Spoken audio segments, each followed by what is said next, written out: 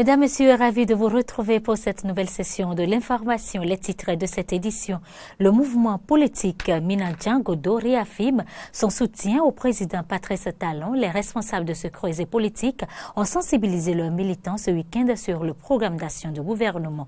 Dans un instant, nous allons retrouver Jonas Botti qui nous fera le point de l'évaluation à laquelle les enseignants du primaire ont été soumis. Hors du Bénin, cette crise migratoire du soutien aux migrants en France, c'est à travers une marche dénommée Marche solidaire et citoyenne qui a traversé plusieurs villes françaises. C'est tout pour les titres.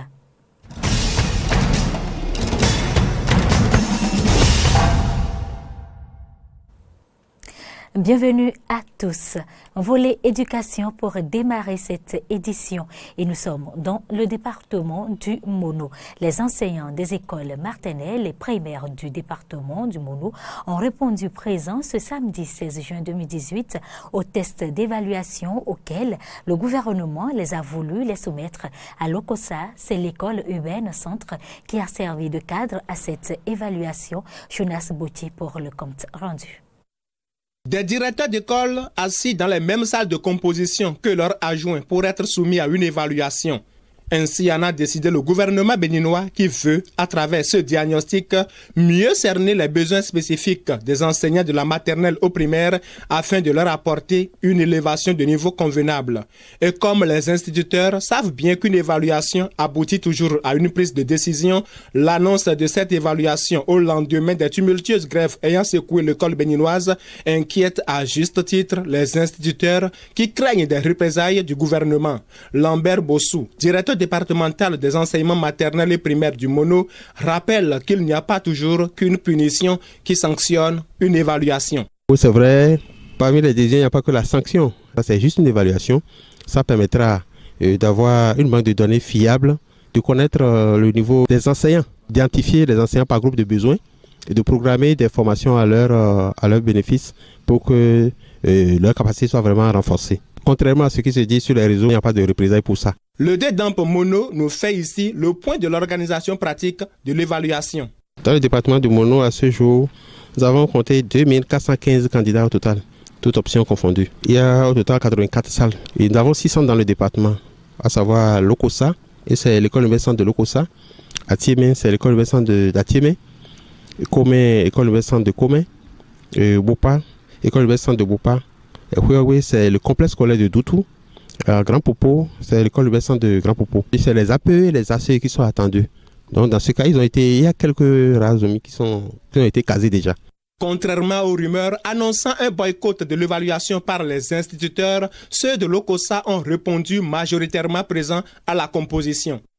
Pour le moment, nous sommes en train de faire le point. Et il n'y a, contrairement à ça, il n'y a pas d'absent. À part une seule salle dans laquelle nous avons noté actuellement, nous n'avons pas encore fait le point.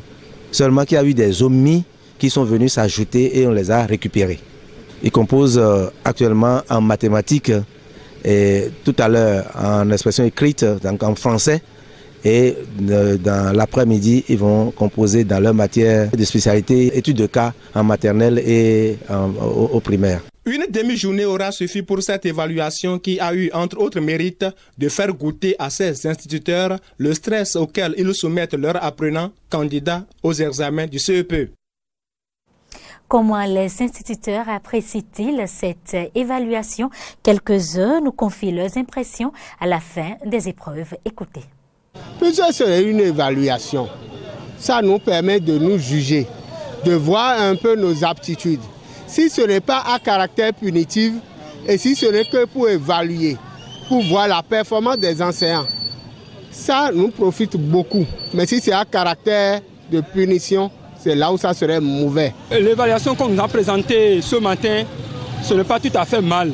Mais ce qu'on a beaucoup déploré dedans, c'est qu'on nous a donné des épreuves sans des brouillons. Et on doit aller directement composer sur les épreuves là. Vraiment, ça a posé beaucoup de problèmes à notre niveau. Donc, en général, ce qu'on nous a présenté comme épreuve là, c'est abordable. Tout s'est déroulé bien, on rend grâce. Seulement que c'est en étude de cas qu'on avait voulu prendre d'intercalaire, mais ils nous ont exigé qu'il n'y aura pas d'intercalaire. Sinon, tout s'est passé bien quand même. Oui. L'évaluation, c'est normal, ce que le gouvernement a organisé, mais nous demandons plus à ce qu'on améliore la pratique que d'améliorer la théorie. On dit qu'on peut être un bon théoricien, être mauvais praticien. Cette évaluation, pour moi, ne tient pas parce qu'il faut normalement améliorer notre pratique. Pendant que certains de leurs collègues composent, d'autres de la commune de Lokossa n'ont pas pu prendre part à l'évaluation organisée par le gouvernement. Ils disent avoir été interdits d'accès aux salles de composition parce qu'ils ne disposent pas de numéro matricule. Jonas Bouti pour le compte rendu. Alors que des instituteurs de certaines écoles privées de Lokossa ont également pris part à cette évaluation organisée par le gouvernement, des instituteurs communautaires de certaines écoles publiques de la même circonscription scolaire ont été interdits d'accès aux salles de composition. L'un d'entre eux, Abel Roussounou, de l'école primaire publique d'Agam et à Ligoudo, nous narre leur mésaventure. Tout à l'heure, on était dans la salle pour aller voir le chef centre pour la composition, mais il nous faisait comprendre qu'on n'a pas de numéro matricule. Or, le numéro matricule, sans le contrat, on ne peut pas avoir le numéro matricule. Donc, le contrat, ce n'est pas quelque chose qu'on peut acheter dans le marché. C'est le gouvernement qui pouvait nous signer ça. Et jusqu'à présent, le gouvernement ne dit rien. Donc, nous sommes là pour la commission et ils ont refusé de nous accepter. C'est donc par défaut de numéro matricule que ces instituteurs n'ont pas pu composer. Mais de quel droit sont-ils alors reconnus instituteurs dans leur école? Je suis sans salaire depuis le 4 octobre 2005. Une liste est sortie de la DRH qui nous autorise à signer le contrat depuis le 13 avril 2016, ce que nous avions fait. Jusqu'à présent, on n'a pas eu le contrat. Travaillant depuis des années dans leur école sans salaire et à présent interdits d'accès à cette évaluation à laquelle prennent part des instituteurs des écoles privées, ces enseignants s'inquiètent davantage pour la régularisation de leur situation.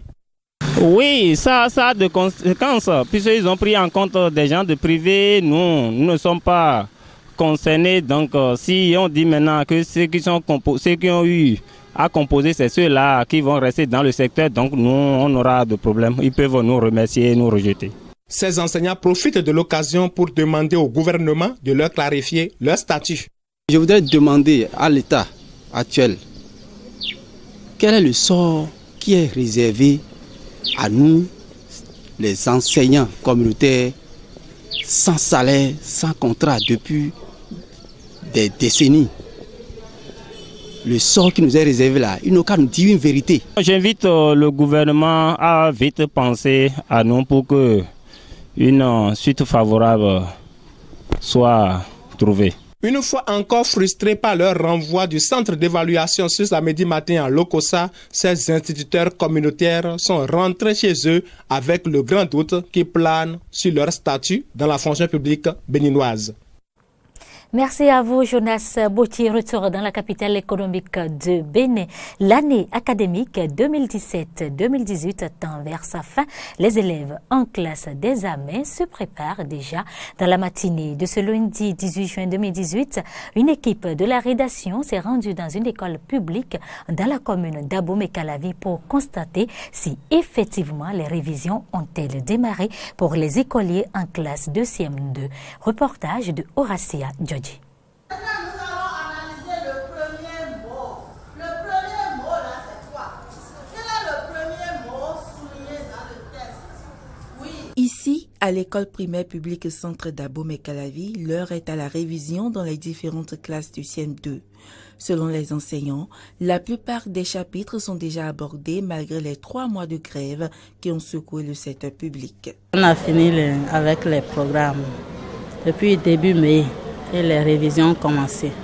Nous traitons des épreuves, d'autres complexes, des épreuves des années antérieures. Donc c'est ce que nous faisons ce matin. Nous traitons une épreuve de compréhension de l'écrit. On a organisé en temps un examen plan et il y a les épreuves des différentes évaluations que nous reprenons avec eux. D'après les informations, les écoliers du CM2 venaient suivre les cours les mercredis et les samedis pendant les grèves, ce qui explique cette avancée dans les programmes. Des apprenants visiblement prêts pour affronter le certificat d'études primaires prévu pour le 2 juillet prochain. Le directeur nous donne des exercices à faire à la maison. Quand on recopie la correction en classe, à la maison, on ferme le cahier et on reprend seul pour s'habituer. Je suis prête pour le CEP. Arrivé à la maison, papa m'a offert un tableau à la maison, je fais l'exercice dessus, sur le tableau. Lorsque je travaille un peu, je m'amuse un peu, je travaille un peu, je m'amuse et je dors. Ces séances de révision vont se poursuivre jusqu'à la veille de l'examen afin de renforcer le niveau des élèves. Le niveau est moyen. On ne peut pas dire que le niveau est déjà très bon, mais c'est moyen. Nous comptons beaucoup sur eux. On ne peut pas leur demander de rester à la maison, d'autant plus que quand ils reviennent des week-ends même, c'est tout comme s'ils ont tout oublié. Donc nous serons en train de nous exercer jusqu'au dernier jour de l'examen et jusqu'à la veille et leur donner des conseils qui vont suivre pour pouvoir bien traiter les épreuves. À l'école primaire publique Centre d'Abomey-Calavi, directeurs, enseignants et écoliers au CM2 se disent sereins pour bien terminer cette année scolaire. Eh bien, l'examen du certificat d'études primaires CEP est prévu pour le 2 juillet 2018. Politique à présent, le mouvement politique Mina Djangodo est plus que jamais convaincu des réformes initiées par le gouvernement de Patrice Talon. Ce samedi 16 juin 2018, sous la houlette de sa présidente, les membres de ce creuset politique ont réuni leurs militantes et militants pour sensibiliser davantage les populations sur le programme d'action du gouvernement. Reportage. Maintenir le cap du Bénin révélé, décourager les actes mensongers qui embrasent le peuple béninois sur les réformes contenues dans le PAG, telles sont les motivations du mouvement Mina Djangodo. Ce samedi 16 juin 2018, sous le leadership de leur présidente, les membres de ce creuset politique ont réuni leurs militantes et militants pour échanger avec eux sur les projets en cours d'exécution menés par le président Talon. Le Bénin entier est en chantier de route. Nous venons de finir avec le RAVIP. Sans le RAVIP, il n'y a pas possibilité d'aller dans H. Jusque-là, certaines personnes continuent de se plaindre pour dire que les microcrédits ne vont pas commencer. Talon ne fera pas les microcrédits comme ça se faisait. Il faut identifier qui a pris l'argent, dans quelles conditions la personne l'a pris et comment arriver surtout à rembourser. Irène Béanzin, présidente de Mina Djangodo, revient ici sur le bien fondé de ces réformes.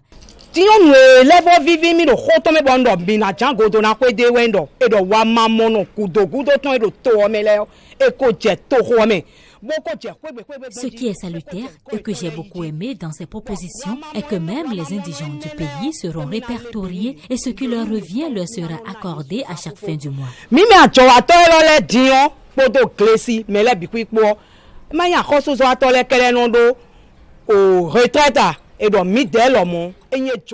Aussi, si les commerçants et paysans le désirent, auront-ils une pension mensuelle, ce qui les amènera à cotiser à la sécurité sociale. Au soir de leur vie, cette pension leur permettra de mieux vivre.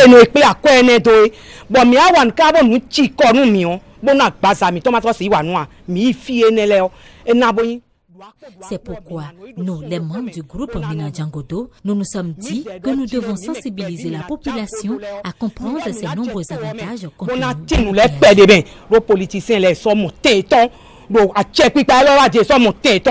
La question de la vente de l'essence frelatée dite Payo a fait également objet de débat. Il faut qu'on rappelle aux populations qu'il y a des choses également qui se disent comme le président de la République veut interdire la vente de l'essence frelatée. Non, mais c'est faux. Il n'a jamais dit qu'il va l'interdire, il n'a jamais dit qu'il va supprimer et il n'a jamais dit qu'il va enfermer les gens. Certes, le code pénal en parle, mais ce n'est pas comme ça qu'on veut faire les choses. Non. C'est une réorganisation de ce système. Réorganisation de la vente de l'essence frelatée. En quoi faisant? En installant des citernes un peu partout pour que l'ensemble de ces vendeurs puissent se retrouver autour de ces citernes pour pouvoir faire le travail proprement dit. Et nous savons tous les inconvénients que l'essence a sur l'environnement et sur la santé. Né en 2014, le mouvement Mina Djangodo est à sa 4e sortie politique. Ils sont plus que motivés, les membres de cette formation politique, à la réussite du PAG pour le rayonnement de la nation béninoise. Ce 17 juin 2018, c'était la journée mondiale de la lutte contre la désertification, date retenue pour mener des actions en vue de la régression du phénomène. La désertification est due à certaines formes d'agriculture et à la pression anthropique sur les forêts. Ces pratiques engendrent la dégradation des terres au Bénin. On parle de plus de 2 millions d'hectares de terres dégradées notés au cours de la décennie 2000-2010. Que faire pour résoudre le problème? Clément Cotin, président de l'unité de protection de l'environnement, donne quelques propositions. Écoutez-le au micro de Corneille Aïssé et Damien Pedro. Les phénomènes sont multiples. Nous pouvons parler et comment on appelle notre forme d'agriculture, la manière dont nous faisons l'agriculture aujourd'hui. C'est-à-dire quand nous prenons par exemple la manière dont nous cultivons aujourd'hui l'igname. Quand nous parlons des tubercules d'igname, nous parlons de notre nourriture préférée, le agou, qui nécessite d'être labouré et que la terre nécessite d'être labourée. Cette manière n'est pas la manière la plus idoine. La pression aussi sur nos forêts, quand nous coupons les arbres pour fabriquer du charbon, tout ça rentre dans le cadre de la dégradation de nos terres, de la désertification. Et quand nous allons plus loin, notre foncier même, quand nos élus se mettent à prendre des espaces de leur commune pour les morceler, les lotir, les morceler. Donc l'urbanisation aussi amène la dégradation des terres. Ces phénomènes réunis au Bénin sont tels que la désertification et la dégradation de nos terres sont en train de s'accroître tous les ans. Et si vous faites très attention, au Bénin aujourd'hui de 2000 à 2010, nous avons eu à peu près, selon les études les plus récentes, près de 2 200 hectares de terres dégradées pour nos terres environ au Bénin. Et quand vous êtes face à ça, on a à peu près 200 000 hectares de terres dégradées tous les ans. Parce que de 2000 à 2010, on a 2001 quelques hectares. Donc aujourd'hui, il va falloir que nous imaginons une autre forme d'agriculture. Il va falloir que nous imaginons une autre forme de cultiver notre coton, par exemple. Il va falloir que nous imaginons une autre forme de cultiver le liam. Il va falloir que nous imaginons une autre forme de la pression sur les forêts.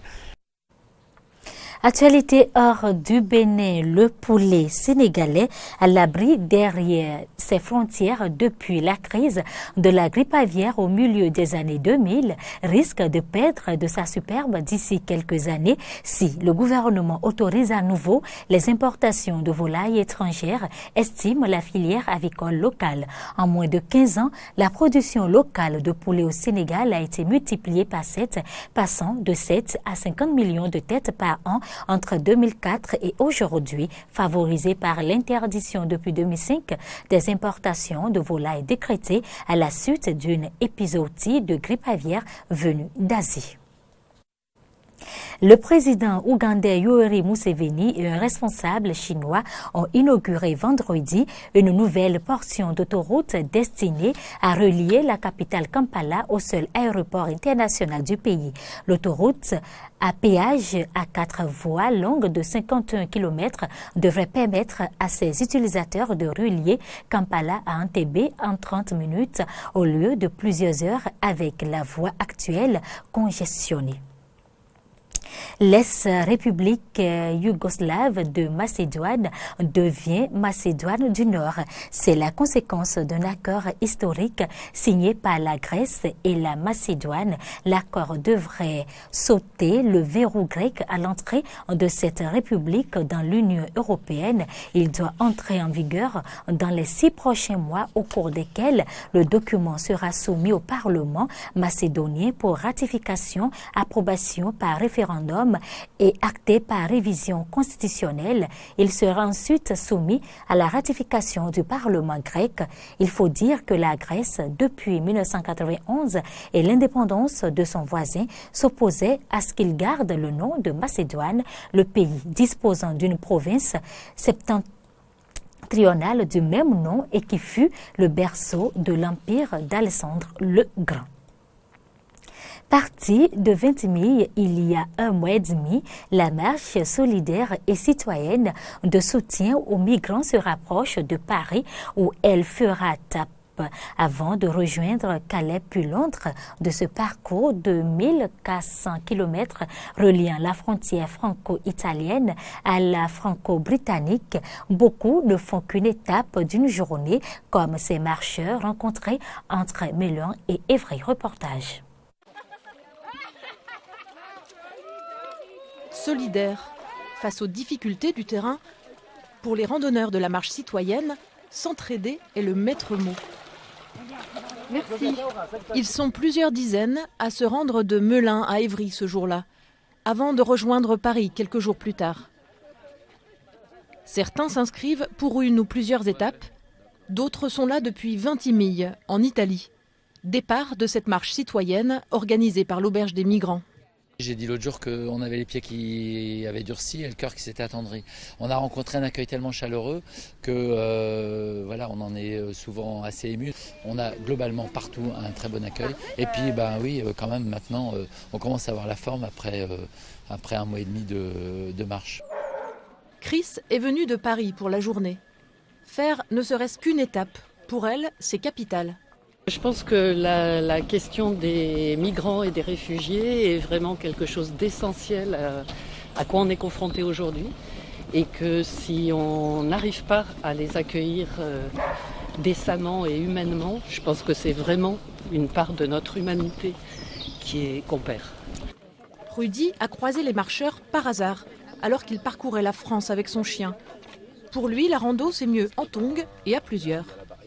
J'ai trouvé la démarche super humaine en fait et je trouve qu'aujourd'hui c'est exactement ça qui manque dans le monde quoi. Donc j'ai voulu me joindre à la marche pour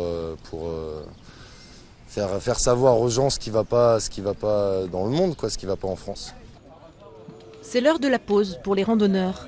Un pique-nique bienvenu après avoir marché plus de 10 km.